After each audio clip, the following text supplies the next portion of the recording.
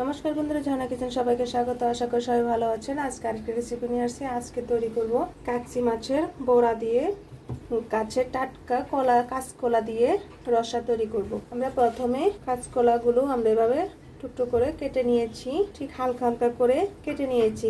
গাছের টাটকা কাঁচকলা আমরা গাছ থেকে পেরে নিয়েছি। আর আলু আমরা এখানে একটি নিয়েছি, ঠিক এরকম পাতলা করে কেটে নিয়েছি। প্রথমে হলুদ দিয়ে আমরা কাঁচকলাকে মেখে নিব, তাহলে আর কালো হবে না। আমরা হলুদ দিয়ে কাঁচকলা আর আলুকে মেখে নিয়েছি। আমাদের লাগছে এখানে 1 চামচ পরিমাণের মতো লঙ্কার গুঁড়ো, আধা চা চামচ পরিমাণের মতো ধনিয়ার গুঁড়ো, এখানে ছোট সাইজের একটি টমেটো আমরা কুচি করে নিয়েছি, আর 1 চিমটি পরিমাণের মতো এখানে আদা এবং রসুন আমরা শিলপাটা বেটে নিয়েছি, আর 1 চা চামচ পরিমাণের মতো আমরা এখানে ভাজা জিরে নিয়েছি, শিলপাটা বেটে নিব। আর আমরা এখানে নিয়েছি 1 চা চামচ পরিমাণের মতো হলুদ গুঁড়ো। আমরা প্রথমে কাচ্চি মাছগুলোকে পুরা তৈরি করে নেব। আমরা এখানে 4 চা চামচ পরিমাণের মতো আমরা ময়দা নিয়েছি। হলুদ গুঁড়ো, লঙ্কার গুঁড়ো এবং ধনিয়ার গুঁড়ো লবণ দিয়ে ভালোভাবে মেখে নিতে হবে। নর্মাল জল দিয়ে আমরা একটা শক্ত শক্ত ব্যাটার তৈরি করে নিব।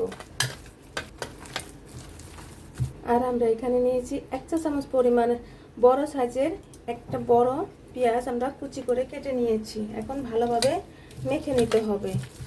প্লিজ বন্ধুরা, এখনো যারা সাবস্ক্রাইব করেনি তারা একটি সাবস্ক্রাইব করে দিবেন এবং একটি লাইক করে দিবেন। আপনারা আমার পাশে থাকবেন।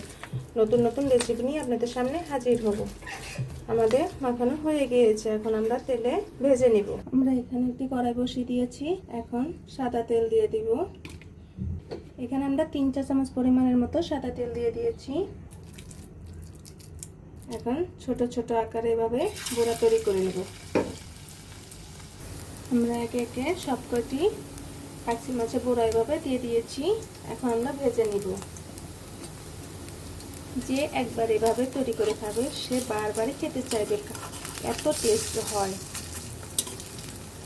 আমরা এখন বড়াগুলো উল্টিয়ে নিব। এখন আমরা কাঁচকলাগুলো ভালোভাবে ধুয়ে নিতে হবে।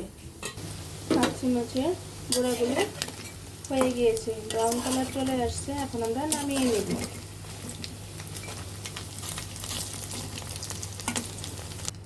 আমরা বড়া ভাজার তেলের মাঝে এখন কাঁচকলা এবং আলু ভালোভাবে কষিয়ে নিতে হবে। এখানে আমরা এখানে হলুদ এবং লঙ্কার গুঁড়ো দিব না, শুধু সামান্য পরিমাণের মতো লবণ দিয়ে ভালোভাবে ভাজাভাবে করে কষিয়ে নিতে হবে। কলাগুলো কষানো হয়ে গিয়েছে, এখন আমরা নামিয়ে নেব। আমরা এখন তেলের মাঝে আমরা গোটা কয়েক জিরে দিয়ে দিব।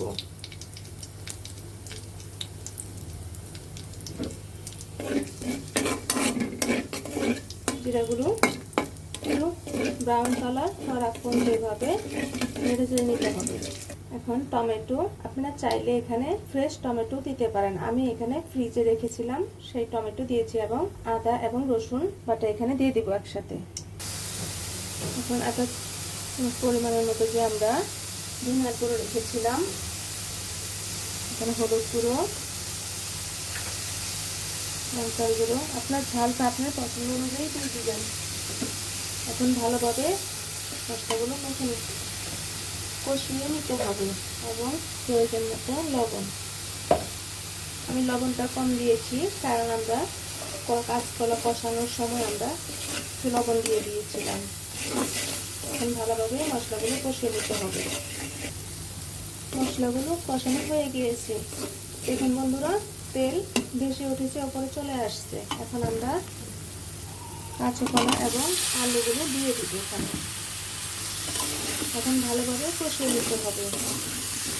আমাদের কষানো হয়ে গিয়েছে, এখন আমরা পরিমাণ মতো জল দিয়ে দিব।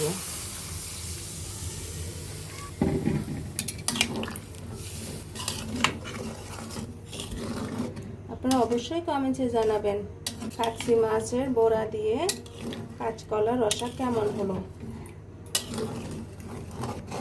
এত টেস্ট হয়, আপনি যখন তৈরি করবেন হাত চেটে চেটে খেয়ে নেবেন।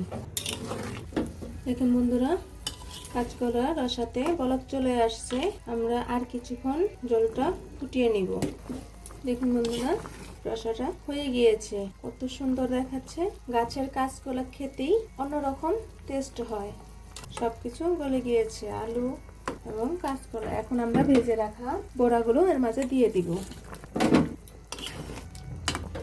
এখন ভেজে রাখা 1 চা চামচ পরিমাণের মতো আমরা জিরে টেলে এখানে শিলপাটা বেটে দিয়ে দিয়েছি।